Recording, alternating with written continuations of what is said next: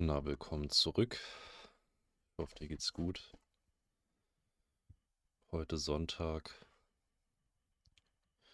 der Tag, an dem ich diese Aufnahme hier starte.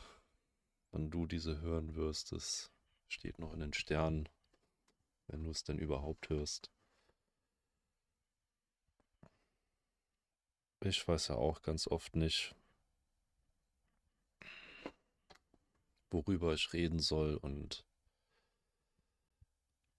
warum ich das hier überhaupt mache, weil gefühlt es wie alles andere im Leben keine direkte Belohnung gibt und natürlich sehe ich wie viele andere auch, dass wenigstens irgendwann die Hoffnung besteht, hiermit Geld verdienen zu können, aber das ist noch weit, weit weg und da mache ich mir jetzt auch keinen Vorwurf, dass das nicht da ist, weil so vieles im Leben gerade nicht da ist, was da sein sollte und das sind einfach Dinge, die einen auch oft zweifeln lassen, warum man überhaupt etwas tun sollte. Weil in letzter Instanz laufen wir alle mehr oder weniger dem Geld nach und zusehends verschwindet unsere Lebenszeit in diesem Prozess und das ist eben auch nicht aufzuhalten. Wir werden älter, die Haut wird schlaff, es fangen Dinge an weh zu tun, von denen man nicht dachte, dass sie weh tun können. Ich darf mich da noch sehr gesegnet fühlen, da ich davon noch verschont bin, mehr oder weniger. Aber ich merke doch auch jetzt schon mit 33, dass der Körper eben am Abbauen ist. Und ich will nicht sagen, dass es schnell vonstatten geht. Ich habe die letzten 13 Jahre sehr intensiv damit verbracht, meinen Körper aufzubauen und fit zu halten.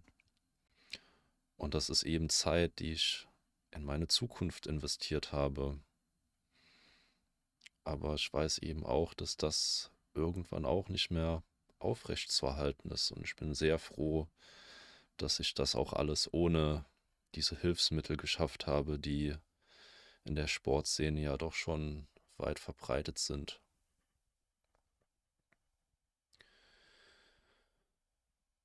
Weil das sind auch alles nur Abkürzungen und Cheatcodes, wo man sich doch irgendetwas von der Zukunft abschneidet und ins Jetzt holt, aber irgendwann holt sie einen doch ein und man bleibt halt mit dem zurück oder eben mit dem Nichts zurück oder mit den Konsequenzen. So ist es eben auch mit allen anderen Genussmitteln, die wir verkonsumieren, sei es da Tabak, Alkohol oder andere Dinge, die uns im Augenblick als sinnvoll und gut erscheinen, aber auf lange Sicht uns doch mehr Schaden zufügen werden, als wir uns jetzt noch bewusst sind.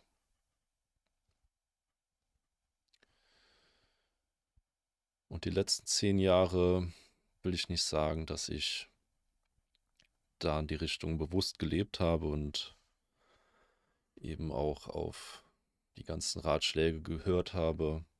Ich habe Fehler gemacht und bin trotzdem sehr froh, das alles erlebt haben zu dürfen. Auch die Zustände, in denen man sich befunden hat, natürlich. Aber jetzt bin ich doch schon echt froh, dass ich da raus bin und nur noch mit der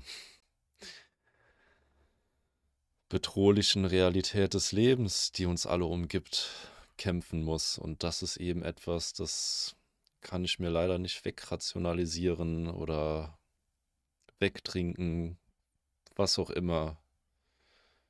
Und ich frage mich, ob das vor 10 Jahren auch schon so war wie jetzt oder ob es erst aktuell so schwer geworden ist zu leben oder das halt wirklich erst mit dem Nüchternwerden einherkommt, die Schwere des Lebens zu tragen und seinen Weg zu finden in einer Zeit, in der es keine wirklichen guten Ratschläge mehr gibt, die man befolgen kann. Geh ins Fitnesscenter, sprech Frauen an, geh studieren, mach Karriere. All das nur, damit es dir am Ende vom Leben auch wieder weggenommen wird. Ich habe schon sagen wollen, weggenommen werden kann, aber es wird dir definitiv weggenommen. Alles wird dir weggenommen.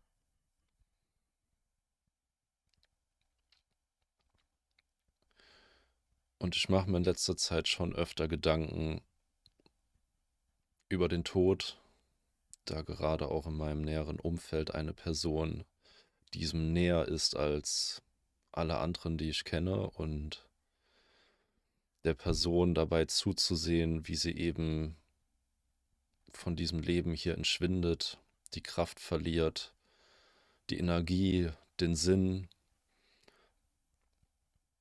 zusätzlich eben auch noch mit Demenz kämpft. Das ist schon kein schöner Prozess, weil sie eben letztes Jahr auch noch ein ganz anderer Mensch war, voller Tatendrang, Energie, und das jetzt erst mit dem letzten Winter ihr genommen wurde. Und manchmal sehe ich doch auch Parallelen zu meinem Leben, da ich an manch anderen Tagen mich auch so fühle, als ob nichts mehr Sinn macht und ich am liebsten liegen bleiben will und mich auch frage, warum ich das alles tue. Wenn ich ehrlich mit mir selber bin, tue ich das natürlich alles, um irgendein Weibchen da draußen zu beeindrucken, was aber nicht mehr beeindruckt werden kann, da die Maßstäbe exorbitant hochgesetzt wurden und sie eben eine Auswahl haben, die ich eben auch nicht befriedigen kann mit dem Leben, was ich mitbringe. Und ich weiß, wir Männer verkaufen uns sowieso schon stark unter Wert. Fake it till you make it.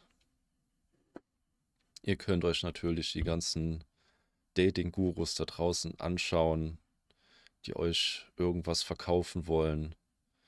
Und ich will nicht sagen, dass das, was ihr euch da alles anhören könnt, schlechter Rat ist. Im Gegenteil, ihr müsst eure Erfahrungen sammeln, ihr müsst versuchen, machen und tun, wenn das Aktuelle, was ihr macht, nicht funktioniert. Vielleicht auch mal in andere Rollen schlüpfen. Aber selbst dann werdet ihr merken, dass ihr nur in andere Rollen schlüpft. Und wenn das funktioniert, warum funktioniert das nicht mit der Person, die ihr jetzt seid und darstellt? Das müsst ihr euch wirklich hinterfragen, weil ihr niemals eine Rolle spielen könnt, die ihr nicht aufrechterhalten könnt über ein Leben, um eine Person an euch zu binden, um eine Person zu unterhalten, euch für diese interessant zu machen.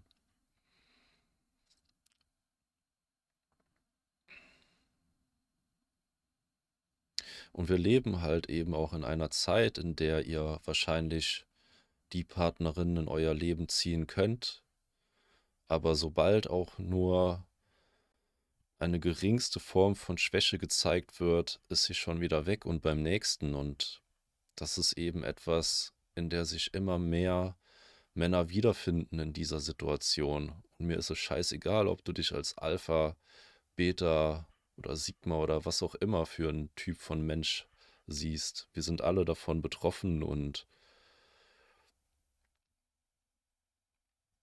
ziehen unsere Schlüsse daraus. Und ihr wollt kein Alpha sein. Warum auch? Könnt ihr die Verantwortung tragen, eine Frau zu führen, mit ihr Kinder zu bekommen und eben dafür zu sorgen, diese Kinder gut aufzuziehen, damit diese ebenso dieselben Chancen haben werden, wie ihr sie vielleicht hattet? Wollt ihr dieser Alpha werden, der das schafft, nur weil es andere gesagt haben, dass ihr es tun müsst, oder wollt ihr es wirklich von Herzen aus sein und werden und das alles auch wirklich wollen? Weil am Ende vom Tag geht es eben nicht nur darum, mit der nächstbesten Frau im Bett zu landen, sondern darum, eine Frau zu finden, mit der ihr eine Familie aufbauen wollt. Nicht nur euer Ego zu pushen, was euch am Ende vom Tag auch nur mit leeren Händen dastehen lässt. Und wir sind in einer Zeit, in der eben genau diese Narrative gepusht wird, dass ihr mit möglichst vielen Frauen schlafen sollt, um wer zu werden. Und das ist absoluter Quatsch. Absoluter Quatsch ist das. Ihr müsst nicht mit 100 Frauen geschlafen haben, um eine zu finden, mit der es passt. Ihr müsst nur die richtige Frau kennenlernen, die euch eben als das sieht, was ihr seid. Und ich weiß, es wird nicht genug sein. Es wird niemals genug sein. Deshalb ist es ja trotzdem wichtig, an euch zu arbeiten, wenn ihr das wirklich wollt. Und wir wissen leider auch, dass es genug Männer da draußen gibt, die keine Arbeit reinstecken und trotzdem alle Frauen abbekommen. Aber das sind dann letztendlich auch die Männer, die diese Frauen verlassen werden. Vielleicht noch 1, 2, 3 Kinder mit ihr machen und die Frau mit ganz schlechten Karten dann dastehen lässt.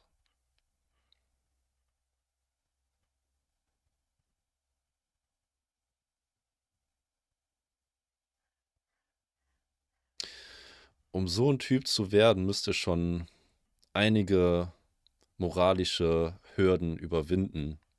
Ganz klar. Das sind Hürden, die ich nicht wirklich mit meinem Gewissen vereinbaren kann und werde. Das ist einfach nicht meine Natur. Der beste Rat, den ich euch geben kann, ist, dass wenn sich eine Frau für euch interessiert, dann wird sie es euch zeigen und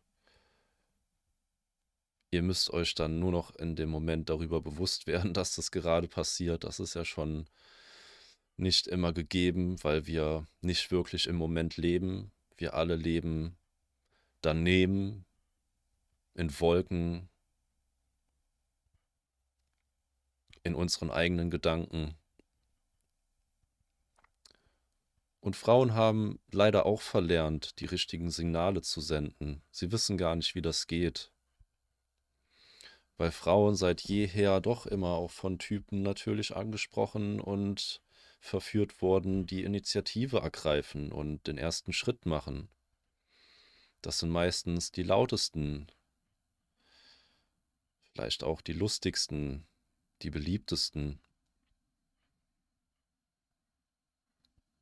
Ob das dann später auch die besten Väter ausmacht, wage ich wirklich zu bezweifeln, aber es sind nun mal die Männer, die eben auch ihre Gene in die nächste Generation bekommen.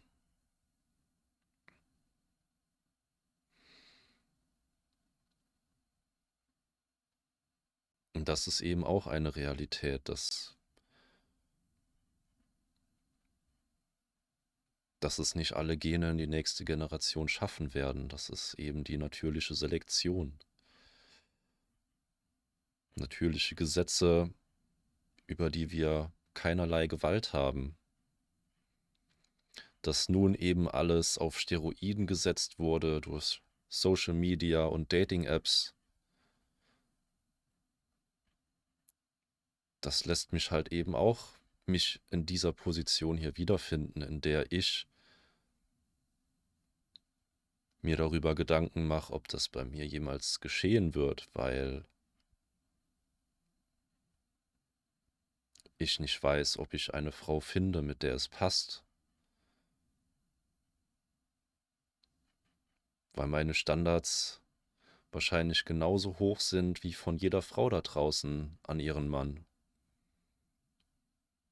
Und ich weiß, dass mit voranschreitender Zeit das nicht wirklich erfüllt werden kann und wir alle Trade-offs eingehen müssen, damit überhaupt was passiert im Bett.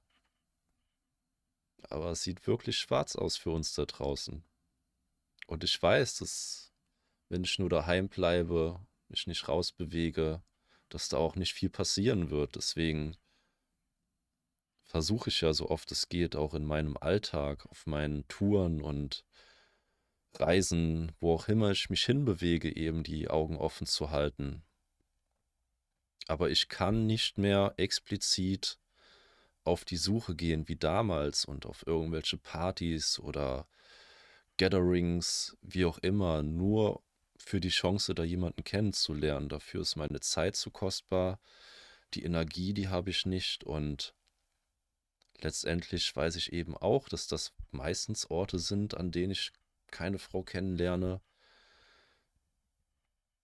die das erfüllt, was ich mir wünsche. Und für viele von euch da draußen wird es wahrscheinlich genauso gehen, dass sie die letzten Jahre, Jahrzehnte in Clubs und Bars abgehangen haben, auf Partys, in der Hoffnung, eine Frau zu finden, aber immer wieder aufs Neue beobachtet haben, mit wem sie dann doch weggegangen sind und ins Bett und dann 3 Wochen später wieder mit einem anderen Typen woanders gelandet sind. Und es wird wahrscheinlich schon immer so gewesen sein. Nun, in dieser Zeit mit der sexuellen Befreiung und des Schmemimismus hat sich da eben auch einiges gelockert. In erster Linie zugunsten der Frauen, definitiv.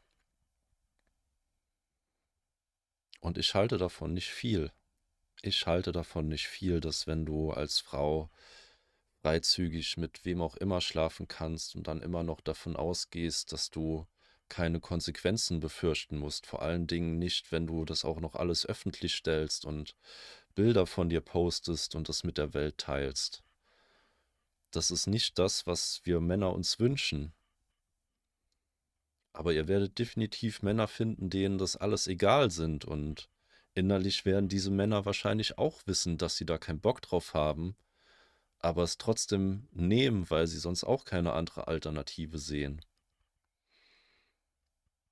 Nur denken wir halt eben auch nicht immer mit unserem großen Kopf und dann ist alles andere egal, weil wir eben keine Auswahl haben,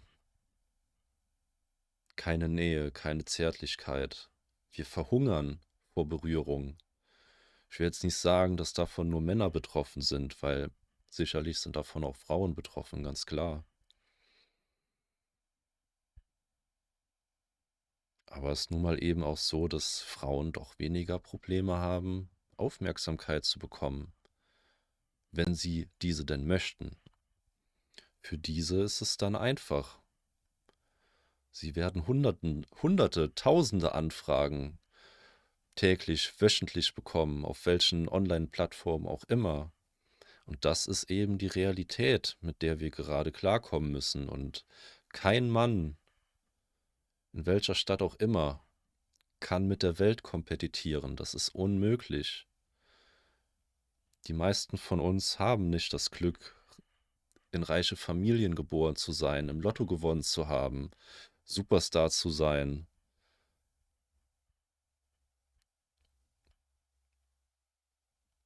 Natürlich gibt es auch Männer, die bauen sich das alles auf und werden genau diesen Menschen, dieser Mensch, der das alles mitbringt, was sich Frauen wünschen. Aber uns ist eben auch klar, dass Frauen nicht nur darauf gucken, was für einen Status der Mann hat. Natürlich müssen wir auch eine Persönlichkeit mitbringen, die liebenswert ist. Aber in erster Linie ist doch auch entscheidend, wie wir aussehen. Und das ist etwas, was die Lux-Mixing-Community gerade sehr am Pushen und Zelebrieren ist. Und es funktioniert anscheinend. Es funktioniert und genauso wie Frauen sich schön machen, ist es wohl eben in dieser Zeit auch für Männer wichtig, optisch rauszustechen und das Beste aus sich zu machen. Und das ist etwas, da kann ich gut drauf verzichten, weil ich in keiner Fake-Welt leben möchte, in der ich mich verstellen muss, in der ich etwas darstellen soll, was ich nicht bin, nur für Pussy am Ende vom Tag. Das ist es mir nicht wert. Weil ich eben auch weiß, dass das alles, was wir tun, um das zu erreichen, Fassade ist und irgendwann abfällt, abblättert. Und was bleibt dann zurück? Was für ein Mensch verbirgt sich dahinter? Das ist etwas, da haben, denke ich, die wenigsten drauf Lust. Und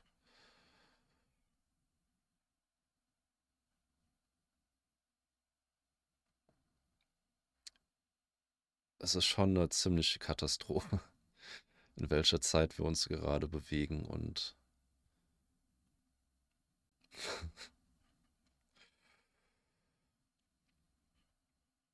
auch wenn ich oft das alles am liebsten vergessen würde, holt es mich auch immer wieder ein. Und ihr könnt noch so Alpha sein, wie ihr wollt. Die Natur könnt ihr nicht austricksen. Und vor allen Dingen könnt ihr nicht verhindern, dass die Frau euch trotzdem verlassen wird. Ob ihr Alpha seid, ob ihr Beta seid, spielt da überhaupt keine Rolle. Die meisten sogenannten Alphas, die ich kenne, sind mittlerweile geschieden, beziehungsweise haben sich getrennt, haben Kinder mit der Frau, müssen jetzt Unterhalt zahlen. Das ist die Realität.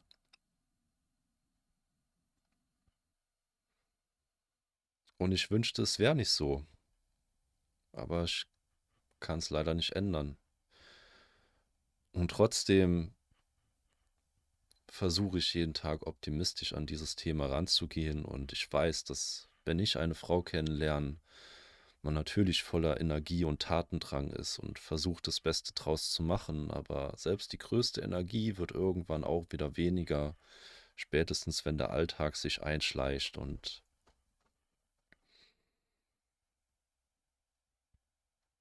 dann ist es halt umso wichtiger, dass es wirklich passt und miteinander harmoniert.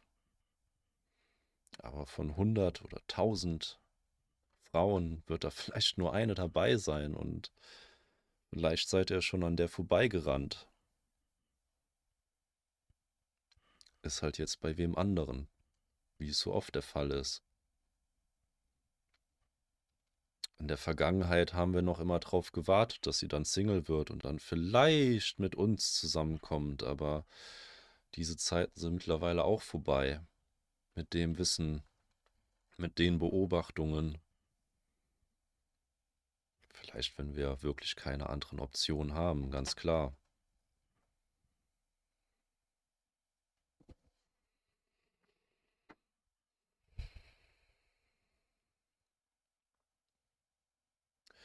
Und ich kann euch nicht sagen, ob es besser wird, wenn ihr reich seid. Wahrscheinlich denkt ihr das, weil das meistens das Einzige ist, was ihr nicht habt in diesem Leben. Aber Frauen wollen, denke ich, auch tief in ihrem Inneren keine Frau sein, die nur bei einem Typ ist, weil er eben Geld hat. Da muss schon einiges mehr dahinter stecken, wie nur das. Natürlich gibt es auch Frauen, die explizit solche Männer suchen und aufsuchen, mit mehr oder weniger Erfolg, aber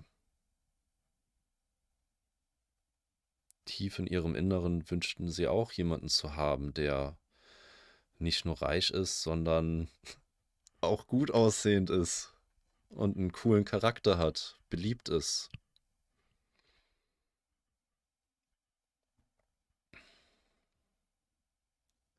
Aber letztendlich ist alles doch irgendwo nur eine Form von Transaktionen und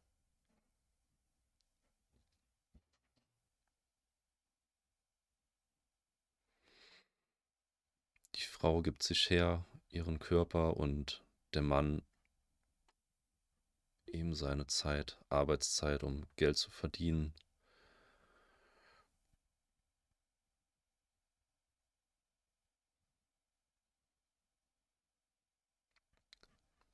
Und jetzt verdienen alle mehr oder weniger dasselbe. Dann wird der Mann halt auch nicht mehr gebraucht. Dann hast du natürlich die Propaganda, die Message, die Frauen verkauft, dass sie Männer nicht mehr brauchen, und das führt dann eben dazu, wo wir uns gerade befinden.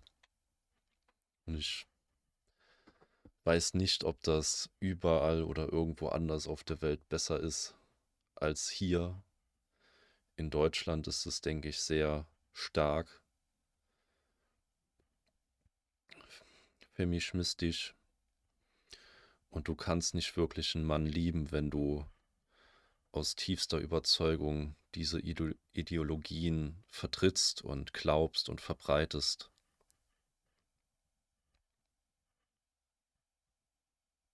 Und das wird auf längere Frist eben dazu führen, dass sich Männer und Frauen noch weiter voneinander entfernen und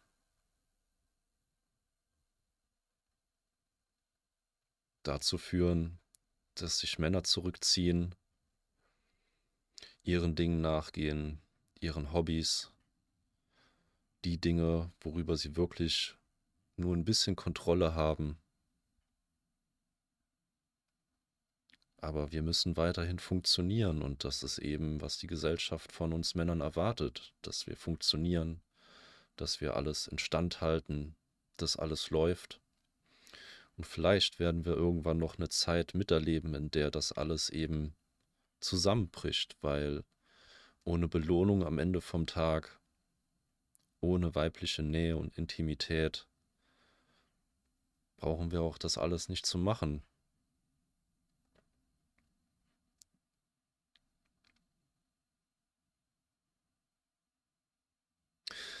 Frauen sagen, dass sie Männer nicht mehr brauchen, aber trotzdem wollen sie Männer, kriegen sie wahrscheinlich auch.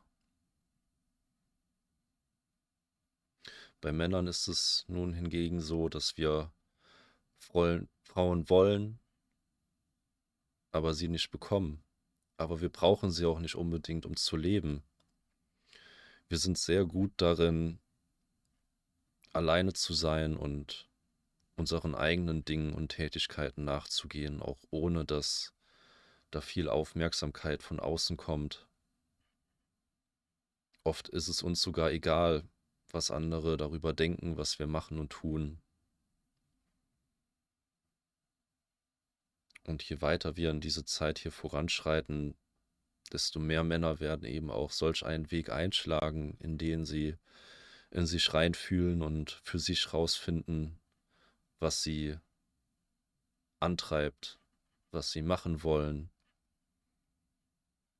Und das wird halt eben auch nicht mehr der klassische Karriereweg sein, nur um später eine Familie zu versorgen, weil wir eben alle sehen, wohin dieser Weg geführt hat, wenn wir uns nur unsere eigenen Eltern und Bekannte anschauen, die diesen Weg gegangen sind und dort die ein oder andere Beziehungsbombe eingeschlagen ist, die eine nach der nächsten, und Eifersucht, dann natürlich Seitensprünge, das war schon immer Thema und wird wohl auch immer Thema bleiben, dass wir nun eben das alles in Echtzeit beobachten können, macht es alles nicht besser und lässt uns doch mit einem bitteren Gefühl zurück. Ich hoffe natürlich nicht, dass du verbitterst, das ist immer schlecht, irgendwie verbittert zu werden oder gar keinen Sinn mehr zu sehen. Nur wenn das Leben nur oft genug auf einen eintricht und dir eben das Glück aus dir herausschlägt, ist es auch wirklich schwer weiterzugehen und irgendwo noch Sinn zu sehen.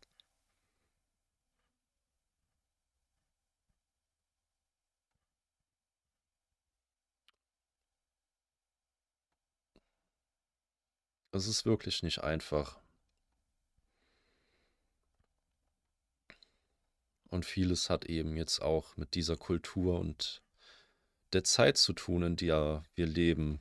Aber wenn wir eben was dagegen sagen und mit dem Finger auf Verhaltensweisen zeigen, dann sind wir direkt Nazi, Frauenhasser oder was auch immer. Incel, auch oft beliebt und gesagt.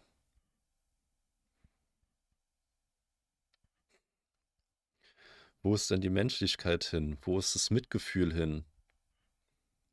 Wir alle versuchen unser Bestes und versuchen ein Leben aufzubauen, indem wir gemeinsam voranschreiten und irgendwie was Gutes manifestieren wollen. Nicht mit Glauben und Denken, sondern mit Taten.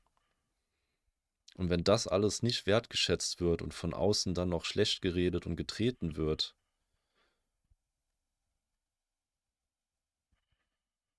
dann kann man es auch sein lassen.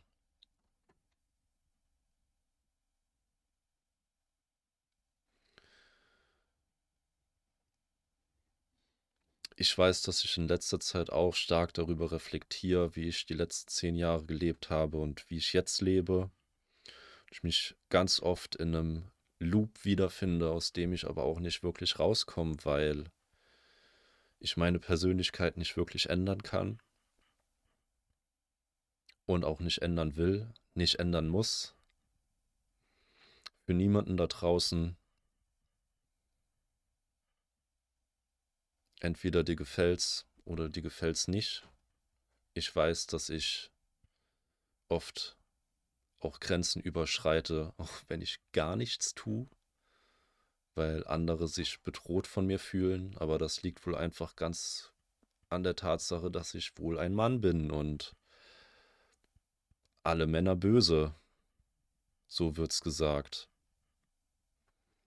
Und dann kann ich eben auch Männer verstehen, bei denen die Sicherung durchdreht, weil warum sollst du die Rolle von gut aufrechterhalten, wenn dir doch alles, was die Gesellschaft dir sagt, was du bist, genau das Gegenteil von dem ist, von dem du denkst, was du bist. Und dann wirst du eben wirklich zu dem, weil du keine Rolle mehr aufrechterhalten musst. Aber das ist nicht meine Realität und ich musste auch schon gegen meine Dämonen kämpfen, gegen all das, was sich Menschen gern gewünscht hätten, vielleicht in mir auch zu sehen. Aber sorry, ich bin's nicht. Und die Leute, von denen ihr denkt oder darüber denkt, dass sie es sind, die kennt ihr nicht. Die machen all das, von dem ihr sagt, dass es nicht gemacht werden darf. Und diese Menschen, die werden es immer weiter tun, egal als was ihr diese betiteln werdet. Aber das sind nicht die Guten. Das sind nicht die Guten. Und Männer hören einfach auf, euch zu beschützen, weil selbst wenn wir das tun, werden wir auch noch den Kürzeren ziehen und werden dann mit in eine Situation gerissen, die uns am Ende schadet.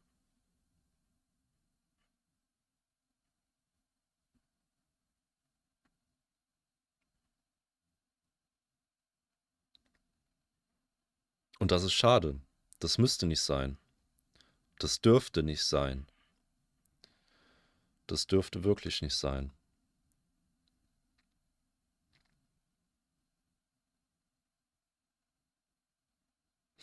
Aber je mehr Frauen eben auch Dinge behaupten, die am Ende nicht stimmen,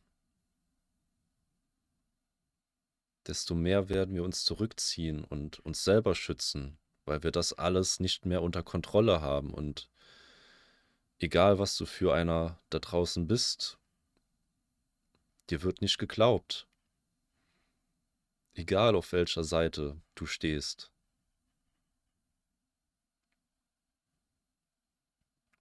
Und die Männer, die Leute, die Frauen wirklich Schaden zufügen, die werden immer ungeschoren davonkommen. Das ist traurig. Das ist wirklich traurig, weil so viel Unrecht den Leuten, den Männern widerfährt, die gar nichts dafür können, die ihr Herz auf der Zunge tragen und trotzdem wird dort ein Dolch durchgerammt von allen Seiten. Das ist eine sehr heftige Ungerechtigkeit, der immer mehr Männer gegenüberblicken müssen und ihre Schlüsse daraus ziehen. Und wir sind gerade erst am Anfang von dem Ganzen. Ich sehe, wie es in den Staaten aussieht. Ich sehe, wie es in China aussieht oder sonst woanders. Hier in Deutschland sind wir vielleicht alle noch ein wenig weich gewaschen und fließen noch mit diesem Strom. Aber auch da werden immer mehr Männer zum Seitenrand schwimmen, aussteigen und vielleicht nochmal flussaufwärts gehen und das alles hinter sich lassen. So fühlt es sich zumindest für mich an und ich denke, da draußen wird es auch immer mehr geben, die das ebenso fühlen. Und jetzt kommen Frauen natürlich auch auf die Idee, solch einen Weg einzuschlagen, aber Frauen sind nicht dafür gemacht, alleine zu bleiben, alleine zu sein.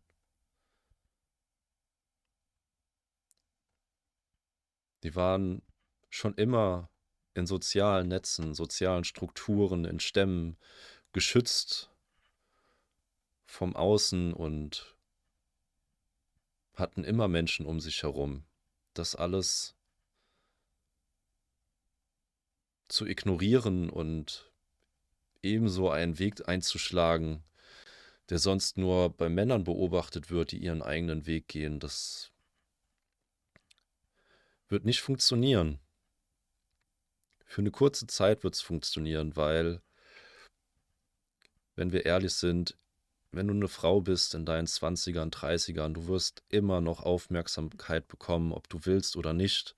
Es wird dir immer ein Gefühl davon geben, dass du sicher bist, dass du begehrt bist, auch wenn du nicht willst. Aber was machst du, wenn du einmal 50 bist, 60 bist? Wer wird sich dann noch um dich scheren? Wirst du dann immer noch die Aufmerksamkeit bekommen, die du jetzt hast?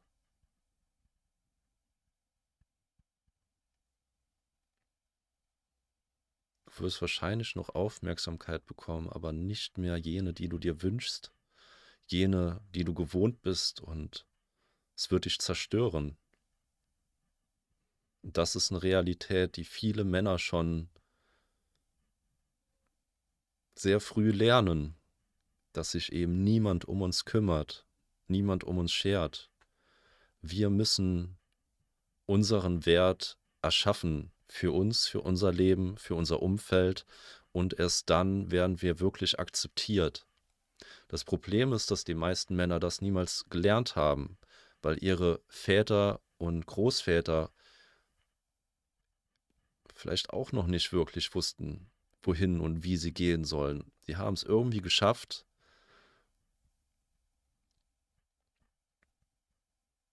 Kinder kriegen ist leicht, aber Vater sein, überhaupt eine Familie zu haben, das ist das Gegenteil von leicht. Es ist auf jeden Fall leichter, als wenn man alleine ist, ganz klar. Und Kinder brauchen sowohl männliche wie auch weibliche Rollen im, in ihrer Kindheit, im Aufwachsen, weil wir nicht getrennt voneinander erzogen werden sollten. Man braucht die Mutter für die Nähe, Zärtlichkeit und Liebe, aber eben auch ein Vater mit Richtung, Struktur.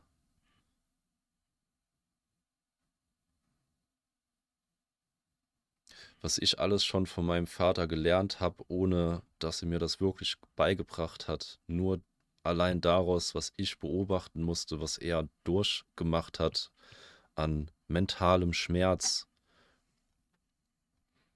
dass man da eine Resilienz entwickelt oder er eben musste und ich eben daraus lernen konnte, ebenso Resilienz zu entwickeln. Wenn ich das alles nicht gesehen hätte, beobachten hätte können, wüsste ich nicht, ob ich jetzt heute hier sitze.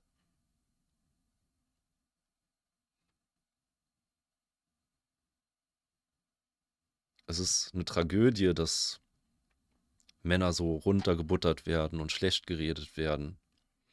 Aber es ist eben auch klar, dass wenige Männer auch gute Männer sind. Weil von wem haben sie es denn gelernt?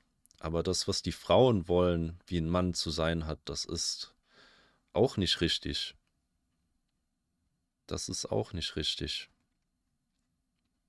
Und ich würde mich wirklich hüten als Mann, sich emotional zu öffnen gegenüber einer Frau, weil das früher oder später nach hinten losgeht. Das ist halt auch etwas, was sich Frauen mehr wünschen.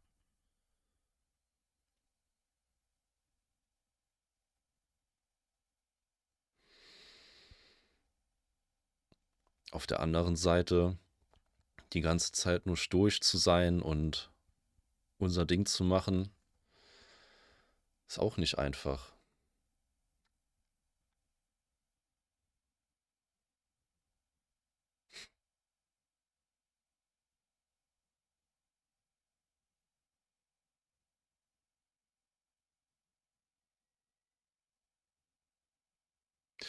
Es ist eine interessante Reise, die noch weitere Höhen und Tiefen mit sich bringen wird. Und für mich fühlt es sich an manchen Tagen mal mehr, mal weniger gut an. Aber ich weiß, dass eine Partnerin eben auch enorm wichtig ist für ein gesundes und glückliches Leben, weil es macht schon was mit einem, wenn man niemanden um sich herum hat, mit dem man das Leben teilen kann. Und wir können eben auch noch so viel ausweichen und Dinge unternehmen, von denen ich auch immer predige. Das sind auch alles kurzfristige Lösungen, aber wirklich langfristig hilft halt wirklich nur eine Frau zu finden, mit der es passt, funktioniert auch, wenn alles gerade in dieser Zeit komplett dagegen spricht. Und ich werde meine Erfahrungen auch noch machen müssen. Und ich mache diese ja.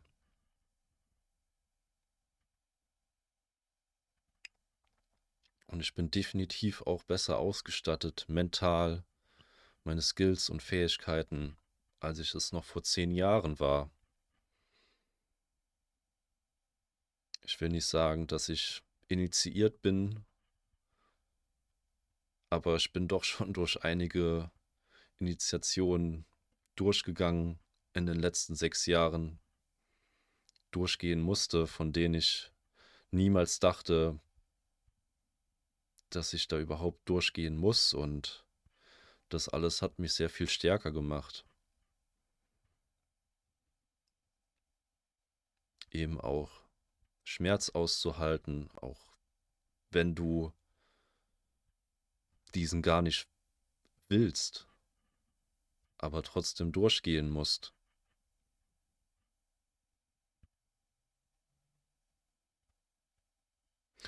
Das ist eben auch etwas, was dazugehört, ein Mann zu werden. Und ich kann euch leider kein Programm verkaufen, was euch das alles gibt, weil gefühlt sind das Erfahrungen, die einen früher oder später im Leben ereilen. die euch dann challengen, die euch herausfordern. Und ihr dürft auf jeden Fall nicht den Kopf in den Sand stecken, wenn das passiert, sondern müsst in den Schmerz reinschreiten, diesen schon fast zelebrieren und daraus Kraft schöpfen, eben weiterzugehen.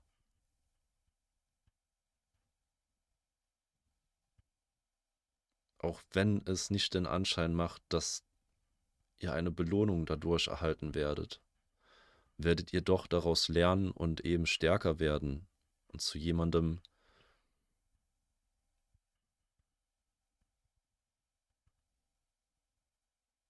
der beim nächsten Mal eventuell nicht diese Schmerzen erfahren muss, weil er da schon einmal durchgegangen ist und dann eben auch drüber lachen kann.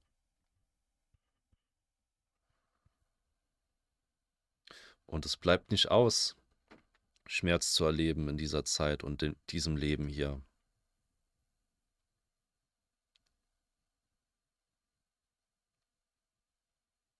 Weil dafür befinden wir uns alle in viel zu sensiblen Konstrukten von Menschen umgeben, die sich selber nicht bewusst sind, was sie tun und machen und uns eben verletzen, ob sie wollen oder nicht. Es ist halt immer auch nur eine Frage, wie wir darauf reagieren, wie wir handeln, damit umgehen.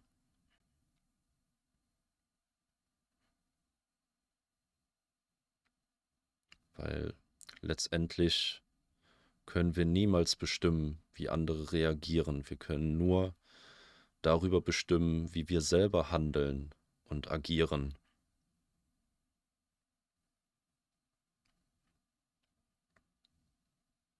Mir ist es wichtig, dass ich andere Menschen nicht verletze, aber ich kann mir vorstellen, dass ich trotzdem andere Menschen trigger, mit was auch immer, einfach der bloßen Anwesenheit. Und dann ist es gut. Dann zeigt es dir, wo du hinblicken sollst und wo dein Schmerz sitzt.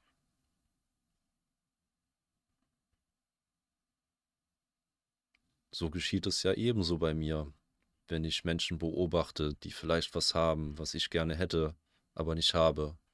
Dann weiß ich ja, woran ich zu arbeiten habe, wenn ich denn will.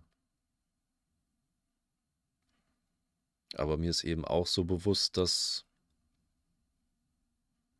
doch auch einiges an Glück dazu gehört, dahin zu kommen, wo es vielleicht andere hingeschafft haben. Und das alles ist uns auch nicht immer vergönnt.